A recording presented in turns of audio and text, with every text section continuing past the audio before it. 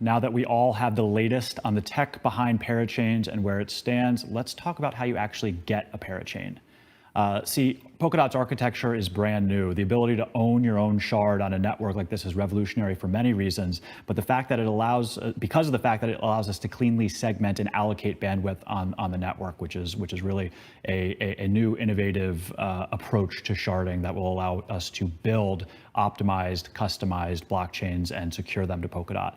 In order to allow these parachain slots to be acquired fairly and permissionlessly, we use an innovative twist on an old auction style called the candle auction, which Sean will explain. In this next talk, Parity core developer Sean DeBreezy will let you know everything you need to know about how your parachain community can acquire its place on the relay chain. You're up, Sean.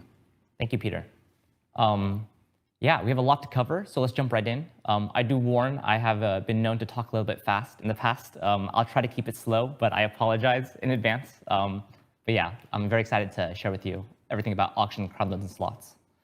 So yeah, first, a little bit about myself. My name is Sean DeBreezy, and I'm one of the core developers working on Substrate and Polkadot. I learned about Ethereum back during my time at Microsoft, and I immediately became obsessed with smart contracts and the blockchain world. I was looking for opportunities to continue to innovate in the blockchain space, so I actually quit my job at Microsoft to join Parity Technologies about 3 years ago. I'm one of the developers that designed and implemented the auction and crowdloan system, so again, I'm really excited to share with you all about it and actually to have you use it in the very near future. But before we jump in, let's review a little bit about Polkadot and what it offers. I guess first thing to note is that Polkadot really is a vision towards a multi-chain future. But let's break down what that actually means. If we look back a little over 10 years ago, we had the creation of Bitcoin, which was really the first public blockchain and the only chain of relevance at that time. It wouldn't be for another 6 years until Ethereum went live and provided a platform for multiple different teams to build their products on blockchains as well. Ethereum was really the start of a multi-token future, with people launching their own tokens, building smart contracts, having them interoperate with each other. But we've seen firsthand that this kind of structure doesn't really scale well. If we look at the current blockchain landscape, we find there are instead many teams building layer 1 blockchains with specific functionality in mind for the problems they're trying to solve. And this is where Polkadot comes in. Polkadot is actually a layer 0 blockchain, which can connect together these layer 1 solutions pretty much unlike anything we've seen in the past. And we believe that the future of Web3 will have many blockchains, and that Polkadot really is a platform which will facilitate and enable that vision. But the multi-chain future is not a really easy one to reach. There's ultimately a bootstrapping problem. I mean, the blockchain community today is not that big yet, and each new layer 1 blockchain that goes live kind of pulls from the same pool of people to try to build up support. Teams can struggle to get backers for their project, recruit node operators that secure their chain, and the chains themselves have to basically struggle to support interactions with existing and even future blockchain systems. It's a problem that's very hard to solve. Polkadot solves the resource problem by providing shared security to all the parachains. So Polkadot itself will incentivize and collect validators who will be assigned to different parachains and validate their state transitions. This means that when you join the Polkadot network, that we basically provide to you Bitcoin-level security to your chain at basically no additional cost. And then, of course, Polkadot also solves the problem of cross-chain communication and blockchain interoperability. Whereas the blockchain world is much like the Wild West, you have everyone designing their blockchain protocols basically on the back of a napkin. Polkadot provides a clear, upgradable, and scalable standard for parachains. So with tools like XCM and XCMP, every single parachain on Polkadot will immediately get access to interoperate and communicate with their peers. And with bridges, of course, to things like Bitcoin and Ethereum, Polkadot will serve as a gateway to all the information available on the decentralized web. But not everything is sunshine and rainbows. Unfortunately, even Polkadot has its own resource limitations. Adding new parachains to Polkadot is itself an exponential scaling problem. So there's really only a limited number of parachain slots we can actually give out and have run on the relay chain. We do have a long-term plan for how we're going to solve this scaling problem through the use of nested relay chains. So you can imagine a chain similar to Polkadot, a relay chain, but connected to Polkadot as a parachain. And so if you can imagine nesting these, you can continue to scale this decentralized network. But that's for the future. And in this presentation, we're going to talk about kind of how we select the lucky parachains that will connect to Polkadot network today. So for that, we're going to talk about slots. Let's go for it. So slots is the term we use to describe availability for a parachain to connect to Polkadot. Optimistically, we think that up to about 100 parachains could be supported at a single time on Polkadot, and for that we would need 100 slots. Now, not all parachain slots are created equal. There will be somewhere between 10 and 30 what we call common good chains. These are basically parachains which serve a utility to the whole Polkadot ecosystem. So you have things like bridges to Bitcoin and Ethereum, utility chains like Statement, which will act as a multi-asset parachain for the whole ecosystem, and even system-level parachains, which will move logic off the relay chain. I think Rob talked about this a little bit in his last talk, but things like balances, staking, and governance, we can move those to parachain systems and free up resources on the relay chain, so the relay chain can focus all of its energy on providing the best services to the parachain ecosystem. And then, of course, there'll be around 40 to 90 lease slots, which will be auctioned off. This is the main focus of this talk, so I'll go more into that detail later. And finally, we have pair threads. Now, pair threads won't be available right away. We already heard a little bit about it. But the idea is that any additional availability which Polkadot can support can be turned into a pair thread slot, where anyone can bid to produce a block on Polkadot and basically have a pay-as-you-go system where people can just try it out. And so again, all these different slots will allow you to fully saturate the use of Polkadot. But while we have plenty of amazing teams excited to get parachain slots, and we aren't going to get to 100 slots overnight.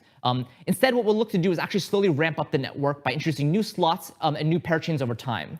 As long as we're seeing stability on the network, you can expect us to continue to open up and scale new slots. But it's not something that's going to happen just instantly. So the question is then, how do we open up new slots? And for that, we need auctions. So auctions on Polkadot are basically auctions for a parachain slot.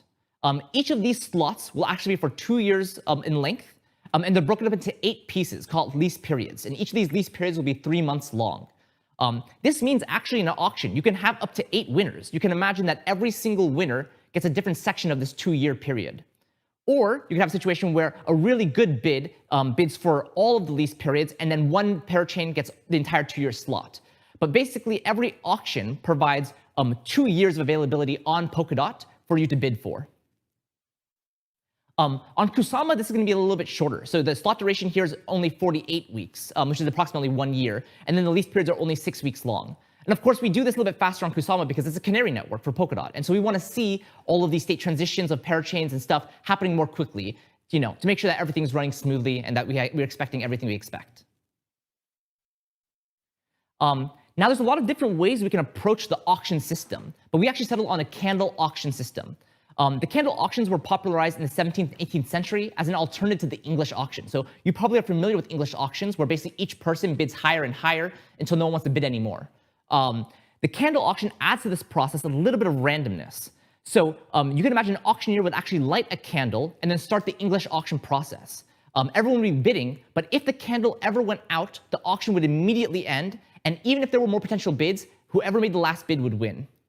This means no one exactly knows when the auction would end. And because of that, the process encourages bidders to make each bid as if it was their last. And this, of course, encourages really healthy price discovery early and discourages last-minute sniping. So, people jumping in last minute, making a huge bid and throwing off all of the economics.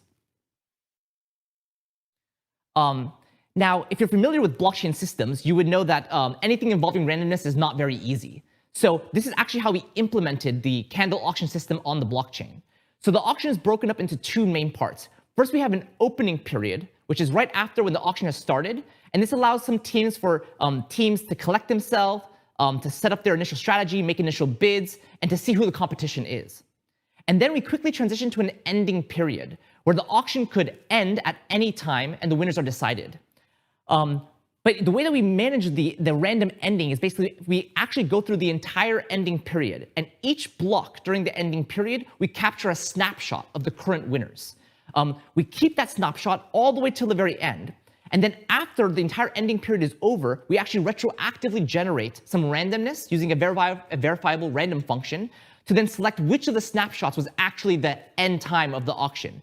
And of course, who the winners are. So that means that even though during the auction process, there may have been better bids than the selected snapshot, that snapshot, which we randomly selected, will be what we use to select who the actual winners of the auction are.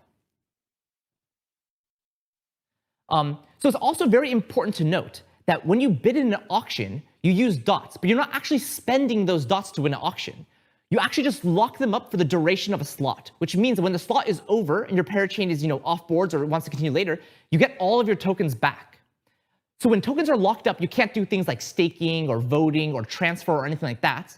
But that also means really the only cost for being a parachain is actually an opportunity cost.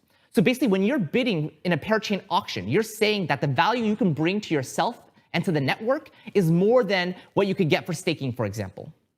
And so it's really, it's super exciting to know that you can become a parachain and not really have to spend any funds. Now, bidding is a little bit more complex than you might think. So let's look at a hypothetical snapshot from the ending period, which I've shown here.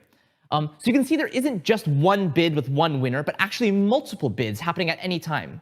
Remember, the slot is broken up into 8 lease periods. So when you have bids, any bidder can select among those lease periods which ones they want. You can see Alice at the top is bidding for all 8 lease periods and is willing to lock up 200 dots for that. Whereas Bob only wants lease periods 1 and 2 and is only willing to lock up around 100 dot. Now, when we actually evaluate everyone's bid, we don't take it at face value. We actually increase the locked value based on the amount of time they've locked it up for. So you can see if Alice is bidding for 8 lease periods and is willing to lock up 200 dots, those 200 dots will be locked up for a full 8 lease periods. So the locked value is 2 times 8, 1,600 dots in locked value. Again, Bob, only with 100 dots for 2 lease periods, only has 200 dots in locked value. On top of that, we actually pair bidders with each other so that we can fully saturate the lease periods. So you can see that Alice, of course, would satisfy all 8 lease periods by herself, but Bob and Charlie would need to combine themselves together in order to completely saturate the full 8 lease periods. So we'll actually look at Bob and Charlie's bids together when we're making the final evaluation. And then if we look at the final evaluation, we sum up all the locked values, we would see that in this auction, Bob and Charlie will be the actual winners. And if we look, neither Bob nor Charlie actually made the highest bid, but it was the fact that their overall locked value was the highest that allowed them to become the winner. Does this make sense, right? Cool. And so then now we understand how auctions work, let's chat about crowd loans, which is, I think, one of the most exciting things that we can definitely offer in this presentation. So what are crowd loans? So crowd loans is a fundraising system for parachain teams to get the dot needed to win parachain auctions. Basically, dot holders can loan parachain teams tokens, which will be used to bid in these parachain auctions.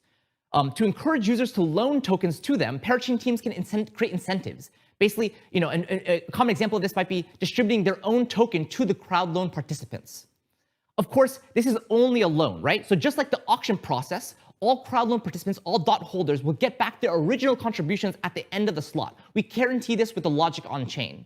Thus, participating in a crowd loan is, again, just a cost of opportunity and something you definitely want to do. So what does this mean? This means that crowd loans on Polkadot means that you don't have to have big pockets to become a parachain, just big ideas. If you provide the great ideas, a solid engineering team, a little bit of hard work, Polkadot will provide you everything you need to get to production. We've already talked about the shared security it provides to the different teams, but now it's clear the protocol even supports collecting the funds needed to win these slots via crowd loans. And then as a dot holder, crowd loans are an amazing way for you to shape the future of the network. You can back the parachain teams which you think will provide the greatest value. You can even get some of the parachain tokens or other rewards along the way. And remember, all of your crowd loan contributions are returned to you at the end of the slot, so there really is no reason not to participate. And finally, as a parachain team, crowd loans is a great way to decentralize your token supply on day one. Like, we know it can be very hard to build a new and diverse community when starting a blockchain network. When you join the Polkadot family, you jump right into the middle of one of the biggest blockchain communities there is. And then crowd loans gives you a stage to convince people in the Polkadot community to support you. And by distributing your token, you can actually get them personally invested in your success as a parachain. So it really is a win for everyone. So now that we've covered all the basics of slots, auctions, crowd loans, let's see what you should expect when we actually go through this process. Besides a little bit of chaos, of course. So here's a general auction timetable and give you an idea of kind of where we are and what you should expect in the near future. So at the high level, you saw last Thursday, we onboarded and got the Shell Parachain running on West End. On Friday, we actually upgraded Kusama to support all of the Parachain registration, auction, and crowd loan process. So that's already there on Kusama. Then this Monday, we actually onboarded the shell Parachain to Kusama as well. The next steps will be coming soon, which involves upgrading the shell Parachain to state mine, which is basically the assets Parachain for Kusama. It's like statement, but it's for Kusama. And then when that is running well and stable, we will announce the official auction schedule. And of course, give you all 7 days notice so that you can unbod your KSM if they're currently being staked. The auctions on Kusama will be 7 days long, with a 2-day opening period and a 5-day ending period. This should give everyone plenty of time to both set up their bids and their crowd loans, and for participants to join the crowd loan process and the auctions on Kusama. The auction schedule, tentatively, we're looking to start with around 5 auctions, each done one at a time and each 1 week apart. Now, since the auction length itself is 1 week, these auctions will basically be back to back to back. Each auction will target the current lease period. So as soon as a winner is picked in an auction, you will start seeing that Parachain immediately start to onboard, and you basically should have that Parachain building blocks that day, which is like, I mean, kind of crazy to think about how close we are going to be to Parachain teams really launching on Kusama. For participating in crowd loans, we have the Polkadot.js apps, which will provide you basically all the tools and things you need to participate in a crowd loan. Now, hopefully you all are very familiar with the Polkadot.js apps already. So if you go to the network tab, then Parachains, then crowd loan, you should be able to see all the active crowd loan for potential Parachains. Here you can observe the different options and configurations for each of the crowd loans. This isn't all the material. Probably you'll get additional material from the actual Parachain teams talking about the incentives, participation, and types of change to their reward curves or anything like that. But that combined with the information on the crowd loan dashboard should provide you all the information you need to make an informed decision. So let's take a quick look at the screen. You can see here that there are 4 crowd loans. Bob's is already completed because Bob has already reached the limit of the amount of funds that he was looking to raise for his crowd loan. So there aren't any more contributors allowed in that. You can see that Charlie, Dave, and Alice still have crowd loans going on. And each of them have different lease periods which they're bidding for. And of course, also a different ending time for the crowd loan. So this ending time is very important to note because when you contribute to a crowd loan, you're kind of saying, my funds will be locked in this crowd loan process until either the crowd loan wins, and then of course your funds will be locked until the Parachain offboards, or until the crowd loan is ended, and then you can contribute into a different spot. So you need to take into account the different ending times for these crowd loans before you participate.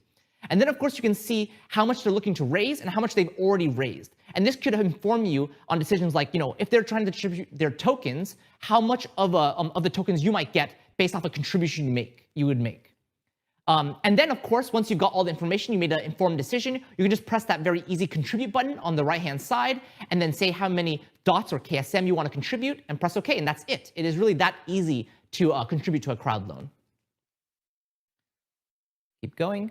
Yeah, and so after the crowd loan contributions are made and the bids are made, we actually need to go pick a winner. And depending on what stage in the auction process, the current winner will show up differently. So if you're trying to look and follow the auction process, it's important to know what the different kind of winner snapshots may look like.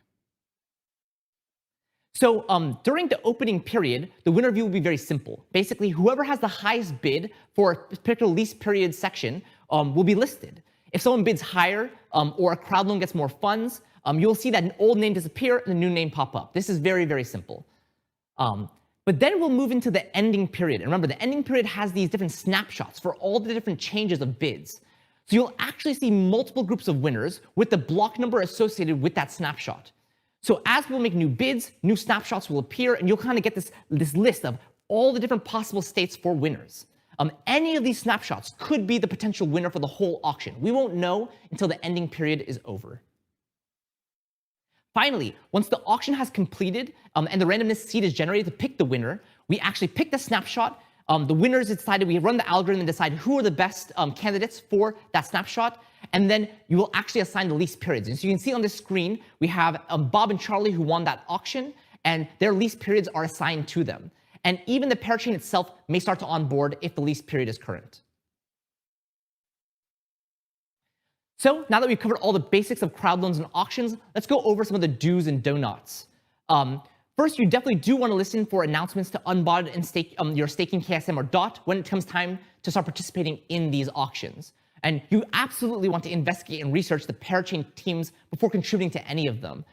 Remember that this is a completely open and permissionless process. So you could expect there probably will be teams with malicious intent out there trying to, lock up your KSM in some, not worthwhile auction. So in order to get to where we got today, we've worked with a lot of different test networks like Rococo, and we've had plenty of opportunity for the teams to show the world that they have everything running and working smoothly. So definitely you want to make an informed decision and do research on these teams to figure out how have they been doing with the Rococo testnet and setting up their code and the incentives they're trying to provide, right? You definitely don't want to transfer tokens to another person to participate in the kernel process. You basically, it should be done by you directly on chain.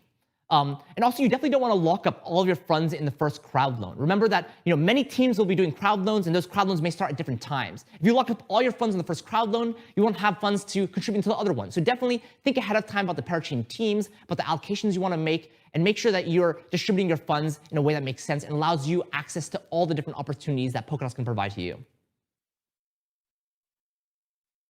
Yeah. So to recap, we talked about Parachain slots, allowing layer 1 blockchains to access the Polkadot ecosystem. Auctions, which is the mechanism used to determine which parachains will actually get one of these limited slots.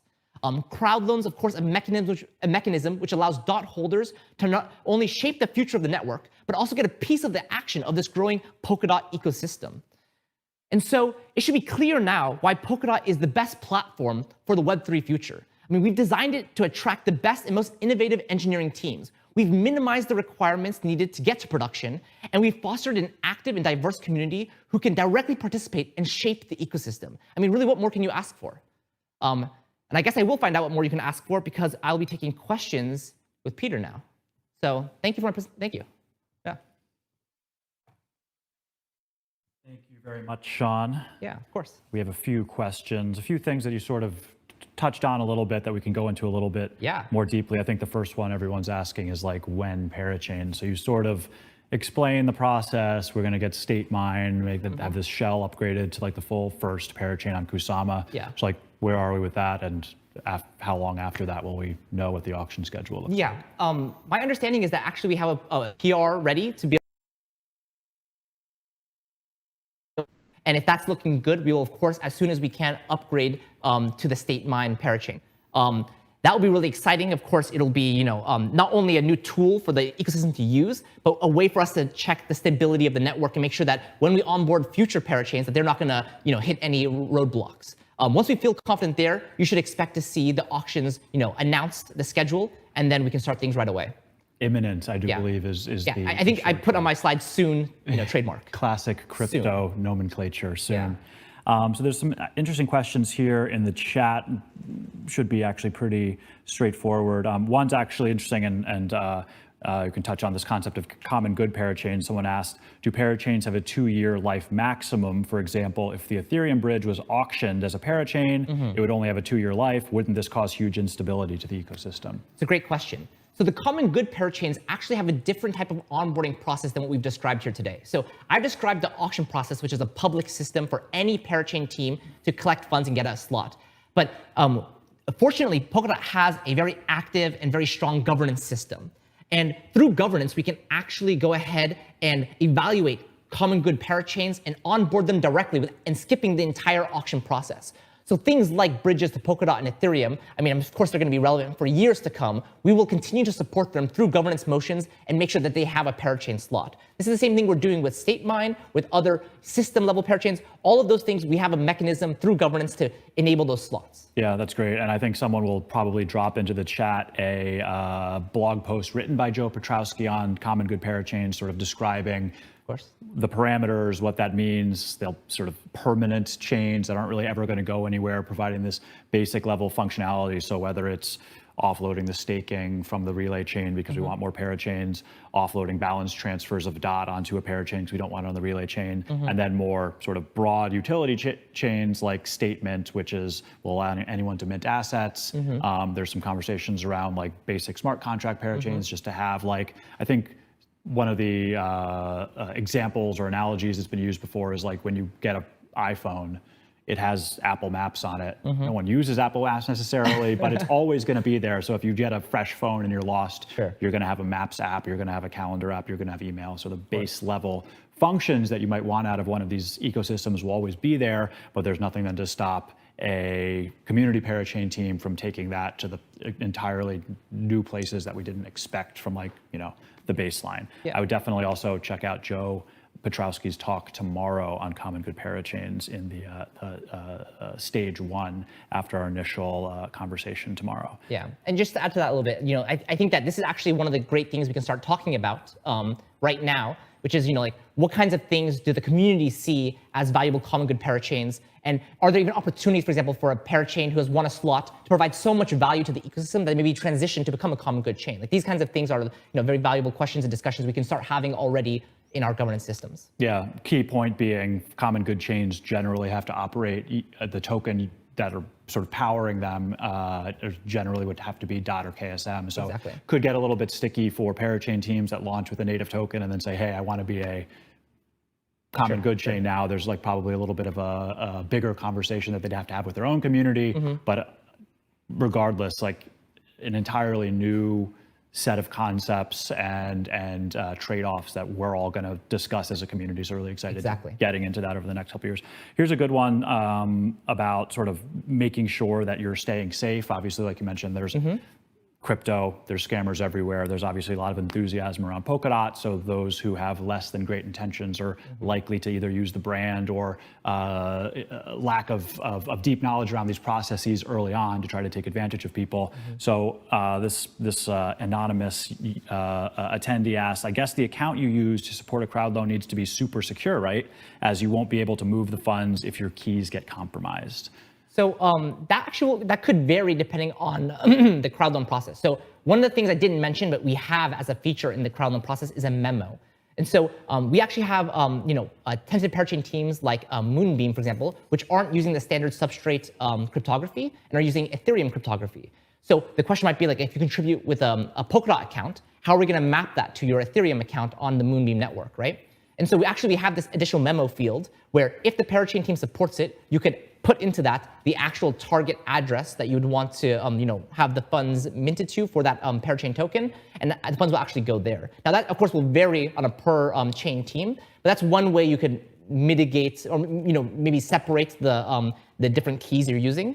Of course, just like any other key, you definitely want to keep the key you use for a crowd loan secure, because again, when the crowd loan is over, all the funds will be returned to that key. So that's definitely very important.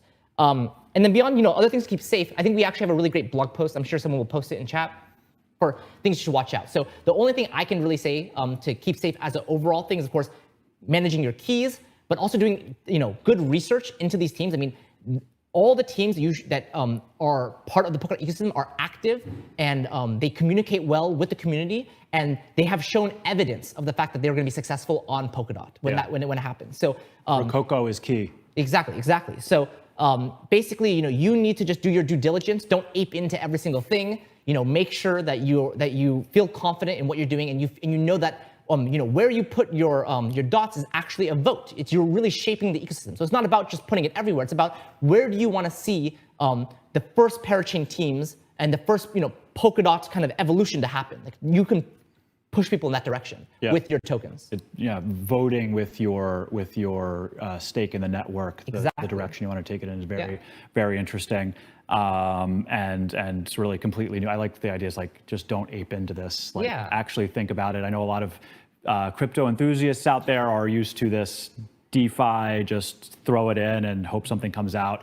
I would really hope that people think a lot, because that's the other point you mentioned was really important, is like if you have all your DOT in the first crowd loan and that team wins, is like that's it for you. And that may be the right choice for you if you're really a huge supporter of one of these early parachain projects. But I would say worth not putting all your eggs in one basket, so to speak, even though you do get your eggs back at the end of the. Yeah, but again, you get it back, but it's going to be a while. Like if a parachain wins a slot, and assume they win all 8 lease periods, it's going to be a year before you see those dots again, right? So this leads into another good question someone had. So if the company you've contributed to, or like I say, the Parachain community that you've contributed to in their crowd loan loses the auction that they're going for, what happens? So maybe you can talk a little bit about like a crowd loan could be for multiple auctions or what, and if eventually they don't win at all, what happens after that? Right. So I had mentioned that we're tentatively thinking about doing about 5 auctions to start with, and they'll all happen for the current lease period. So basically, all the teams could basically create their crowd loans as a 5-week crowd loan, and then as long as they set their lease periods correctly, you can imagine that basically contributions to any of those crowd loans would try to participate in every auction. So it may be that a crowd loan doesn't win the first auction, but as long as it's still active, it hasn't ended yet. Again, they can set the end date. It can actually bid in the next auction, the next one after that. So these different crowd loans can actually span multiple different auctions. Now, if a team wins one of the auctions with a crowd loan, immediately those funds get locked, and you're basically locking your funds for the duration of the Parachain slot. But if over the entire crowd loan period they don't win anything, those funds are immediately unlocked to you, and you can start contributing in the next set of crowd loans whenever it does happen again. Yeah.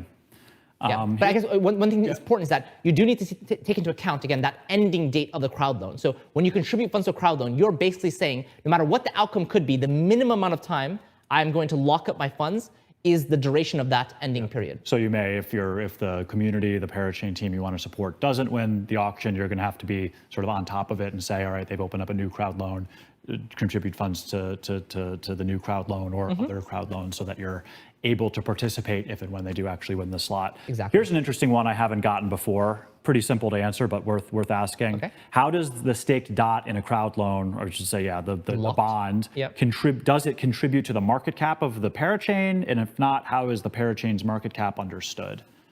Yeah, so that's kind of a hard, interesting short question. Answer is no, so, it doesn't. It but doesn't, it could have some influence over the overall Polkadot ecosystem and network, which then is potentially has some impact on how Parachain, the value of Parachains broadly in the market is seen. So again, because the tokens you lock up in the auctions get returned to the users, it's not quite fair to say like I locked 10 DOT into this crowd loan and I got minted 10 whatever, and that has a 1-to-1 backing, because at some point those 10 dots will be returned to the user, and you still have those those Parachain tokens. Yeah.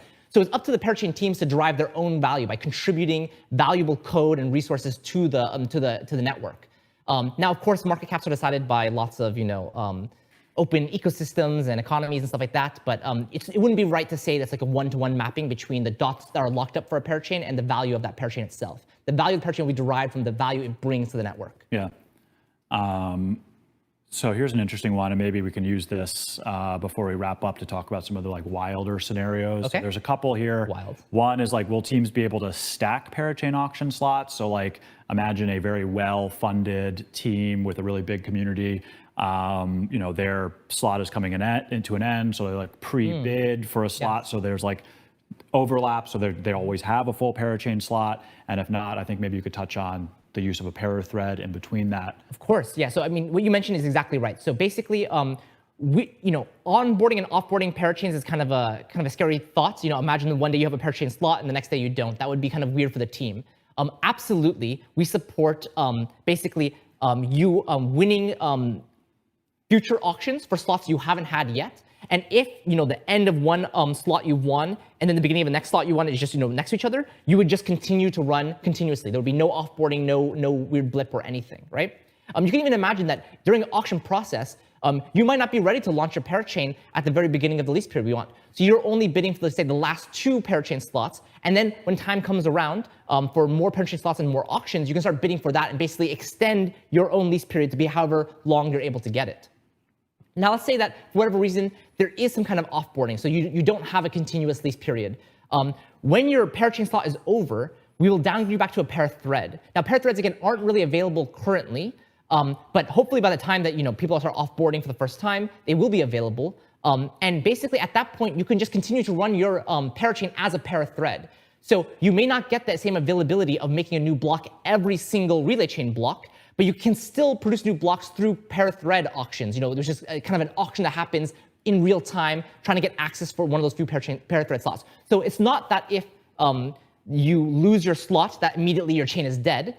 It's very much, we have a plan for people to be pair threads, to transition off, and then wait till they get another Parachain slot and onboard on again. Like, this is a really great story of what pair threads can provide to the network. Yeah, and a really nice sort of life cycle for a project. Exactly. Right? We talk about, and I think Derek from Moonbeam might talk about this later today. Sort of the path for a team to be a parachain. Like, people think like, oh, I want to build on Polkadot, I have to build a parachain. That's not actually necessarily true. You can start in a smart contract environment on a parachain, iterate your idea, build a community, and then say, all right, we're ready to build this in a more optimized, efficient manner as a parachain or using Substrate. Start out as a pair thread and actually start to sort of prove out your code. And then once you have proven it out and sort of ticked all the boxes, be in a position where the Polkadot community is willing to help fund your crowd loan and get your full slot because they see you as value to the ecosystem, and voting with their feet, so to speak. Yeah. Again, it's all about the options. We provide our community lots of options on how they want to participate, interact, and use Polkadot. So those options really allow you to tell whatever story you think is best for your chain, for your community, for your people. Yeah.